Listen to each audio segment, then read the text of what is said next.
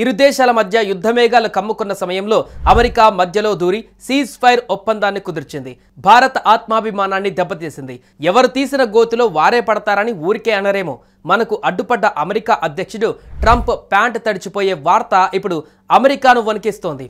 ట్రంప్ను తన సహచర మంత్రులు అధికారులను లేపేస్తామంటూ అల్ ఖైదా అరేబియన్ పెనున్సులా నాయకుడు సాద్ బిన్ అతేఫ్ అల్ అవలాకి డెడ్లీ వార్నింగ్ ఇచ్చాడు. అమెరికా అధ్యక్షుడు ట్రంప్ సహా ఆయన కార్యవర్గంలోని కీలక మంత్రులను వైట్ హౌస్ సిబ్బందిని హతమారుస్తామంటూ అల్ ఖైదా అరేబియన్ పెనున్సులా నాయకుడు సాద్ బిన్ అతేఫ్ అల్ అవలాకి వార్నింగ్ ఇచ్చాడు. దాదాపు 30 నిమిషాల నిడివితో ఒక వీడియో విడుదల చేశాడు. ఇప్పటికే అతడి తలపై అమెరికా $6 మిలియన్ రివార్డును ప్రకటించింది.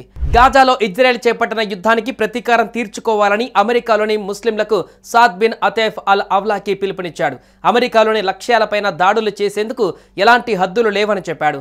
ఈ సందర్భంగా అధ్యక్షుడు Trump, vice president JD Vance, విదేశాంగ మంత్రి మార్కో రూబియో, రక్షణ మంత్రి Pete Hegseth, tech billionaire Elon Musk సహా వైట్ హౌస్తో సన్నిహిత సంబంధాలు ఉన్న ప్రతి ఒక్క అధికారిని, నాయకుడిని, వారి కుటుంబాలను, బంధువులను లక్ష్యంగా చేసుకుంటామని అల్ అవలాకి హెచ్చరించాడు.